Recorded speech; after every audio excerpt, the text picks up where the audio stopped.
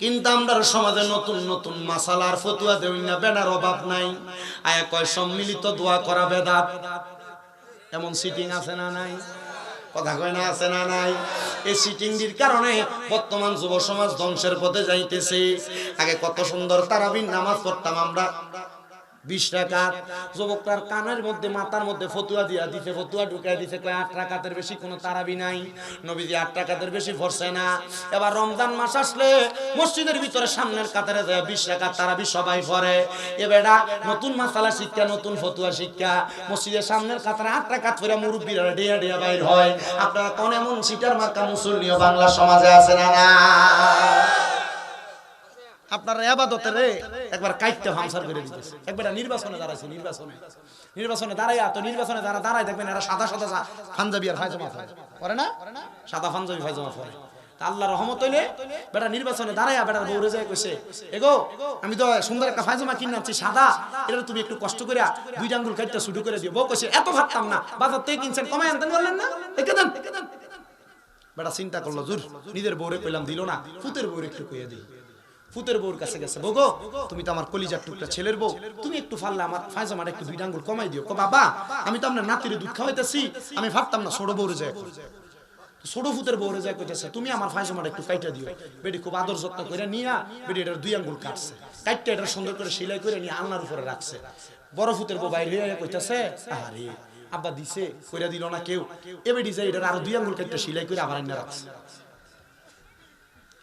পরে নিজের বউ বাইরে হয়ে দেখতেছে, কি রে পায়জামাটা এনে রাখতে গেল, পায়জামাটা কেউ কমাই দিল না, বেডি নিয়ে এটা আরো 2 আঙ্গুল কাটছে। কয় আঙ্গুল হইছে?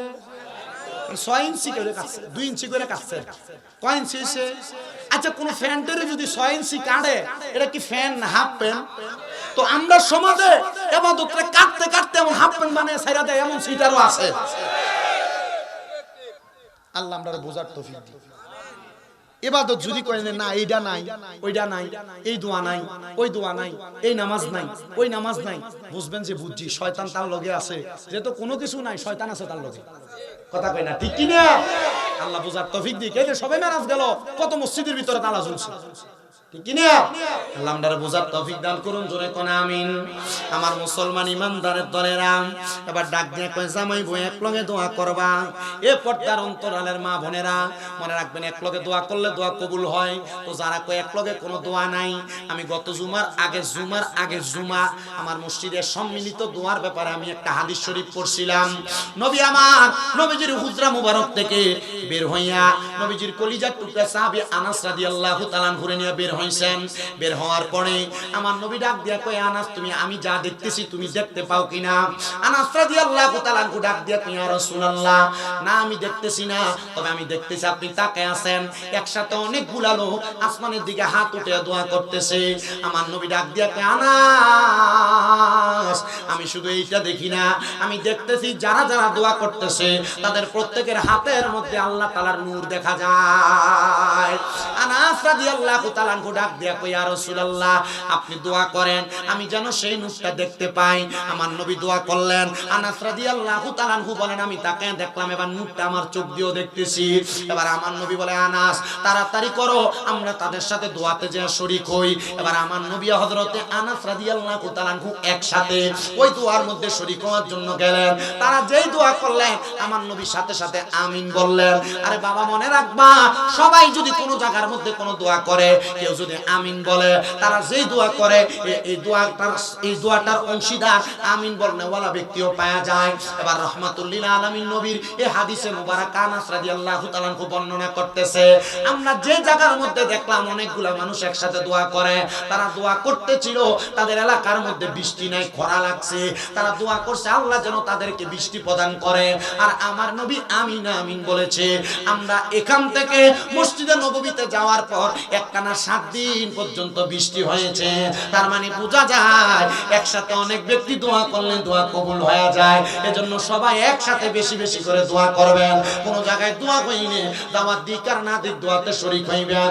মনে রাখবেন একসাথে দোয়া করলে দোয়া কবুল হয়ে যায়। এবার আল্লাহর ওলি হযরতে আবুল হাসান ডাক দিয়ে বলতেছে, এ বাবা আপনি আপনি কি দোয়া করেছেন আপনার স্ত্রীকে নিয়ে? বলে না। বলে আজকে থেকে আপনি তাহাজ্জুদের নামাজ পড়া আপনি এবং আপনার স্ত্রী একসাথে আমার আল্লাহর কাছে দোয়া করবেন, আল্লাহ যেন আপনাদেরকে সন্তান দান করে। বাড়ির মধ্যে যাইয়া আল্লাহ পাক রব্বুল আলামিনের বান্দাটা স্ত্রীকে ডাক দিয়া বলেন, স্ত্রী এতদিন তো আমার সন্তান হয় না, তোমাকে আমি দোষ দিতাম, তোমার সন্তান হয় না তুমি আবার আমাকেও দোষ প্রদান করতা, কিন্তু না না না, এখন থেকে আমরা দুইজন কাউকে দোষ দিব না। আসো না আজকে রাতে স্বামী স্ত্রী একসাথে ওযু বানাইয়া, এতদিন তো আলাদা আলাদা দোয়া করেছি, আমরা একসাথে আল্লাহর কাছে দোয়া কামনা করি। এবার স্বামী স্ত্রী দুইজন ওযু বানাইয়া রাত্রবেলা আল্লাহ তাআলার কাছে দোয়া কামনা করতেছে। আল্লাহ তাআলার কাছে ডাক দিয়া কই, মুনিব ও দয়াল আল্লাহ, আপনি আমার একটা সন্তান দান করেন, একটা সন্তান দান করেন, একটা সন্তান দান করেন। আপনারা বলেন আল্লাহর কাছে কান্নাকাটি করি না সন্তান চাইলে আমার আল্লাহ সন্তান দিতে পারে কি পারে না? ওনারা দুইজন বলে তাহাজ্জুদের নামাজ একটানা 3 মাস পর্যন্ত করেছি। 3 মাস, কয় মাস? একটানা 3 মাস পর্যন্ত তাহাজ্জুদের নামাজ পড়া আমরা স্বামী স্ত্রী একসাথে দোয়া করেছি। একদিন যখন 3 মাস শেষ, আমরা দোয়া কইরা নামাজের মুসল্লার মধ্যে কাঁদতেছি। কান্না করার পরে হঠাৎ করে আমরা দেখতে পাইলাম কোথা থেকে জানি গায়েবী ভাবে একটা আওয়াজ আসতেছে। ওই আওয়াজের মাধ্যমে আমাদের কানের মধ্যে শব্দ হইতেছে, এ আল্লাহর বান্দারা, তোমরা যে তাহাজ্জুদের নামাজ পড়ে সন্তান কামনা করো, আমার আল্লাহ তোমাদের দোয়া কবুল করেছে, তোমাদেরকে একটা নেককার সন্তান দান করবে। হায়রে আমার মুসলমানের দলেরা, ও আমার মহিষাকালীর যুবকেরা, মুরব্বী বাবারা, পর্দার অন্তরালের মা বোনেরা, আপনারা বলেন যাদেরকে আল্লাহ 11 বছর পর্যন্ত কোনো সন্তান দেয় নাই, হঠাৎ করে যদি গায়েবী ভাবে শব্দ পায় আল্লাহ তাআলা তাদেরকে সন্তান প্রদান করতেছেন, আপনারা বলেন তারা কি খুশি হবে না বেজার হবে? অবশ্যই খুশি হবে। 11 বছর পরে সন্তান পাবে। একদিন, 2 দিন, 3 দিন করতে করতে তাদেরকে একটা সন্তান দেওয়া হয়েছে। তারা সন্তানটাকে সুন্দরভাবে লালন পালন করে। এবার যেই বাদশা আবুল হাসানের কাছে তাহাজ্জুদ নামাজের তালিম নিছে, আবুল হাসান নামক আল্লাহ তাআলার ওলির কাছে যা বলতেছে, হুজুর ও হুজুর, আমার আব্বা আম্মা বড় কষ্ট করে আমারে মানুষ করছে, কিন্তু আমার আব্বা আম্মা অন্ধকার কবরে কেমন আছে আমি জানি না, আপনি কি আমাকে বলবেন আপনার তালিমের মাধ্যমে আমার আম্মা আব্বার কবরের খবর আমি জানতে পারবো কিনা? হাইরে আমি জানি না মহিষাকালীর কত যুবকেরা তাদের মারে মাটি দিয়া, তাদের বাবারে মাটি দিয়া আজকের মাহফিলের মধ্যে বসেছে।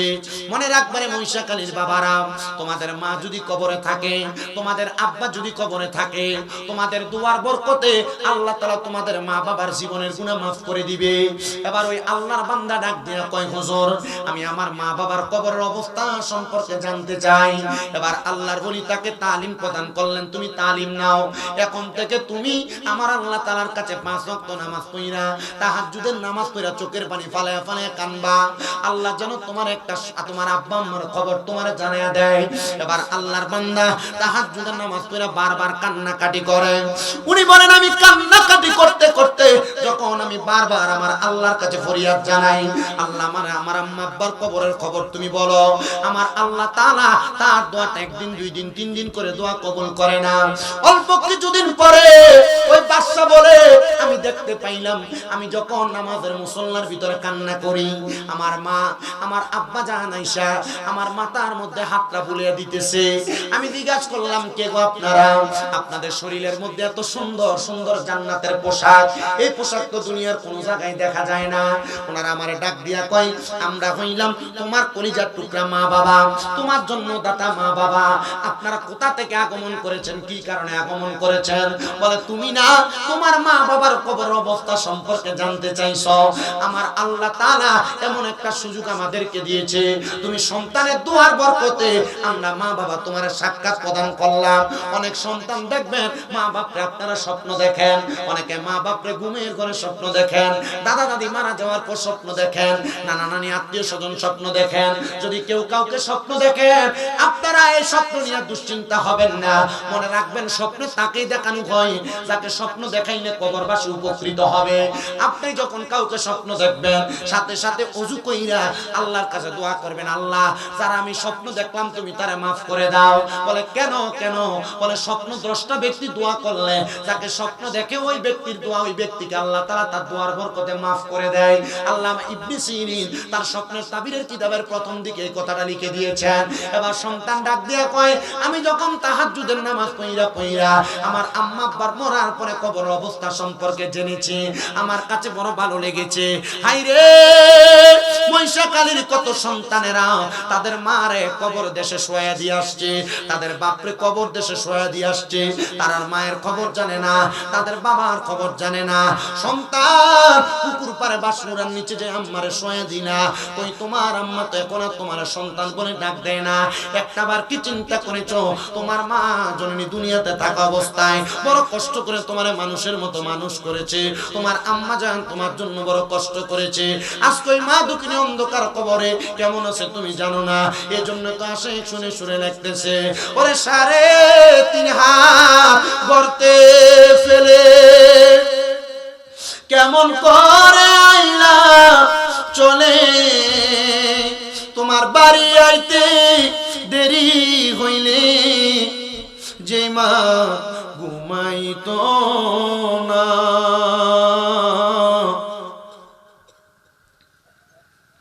ওই কবর দেশে মায়ের পাশে একটু রইলি না রে, কবর দেশের খবর লইলি না। কেমন আছেন বাবা মনি, কেমন আছে মা জননী, একটা বারো ফিরা চাইলি না, ওই মা বাবারে কষ্ট দিয়া দুনিয়াতে দিন কাটাইয়া কোনদিনও শান্তি পাবি না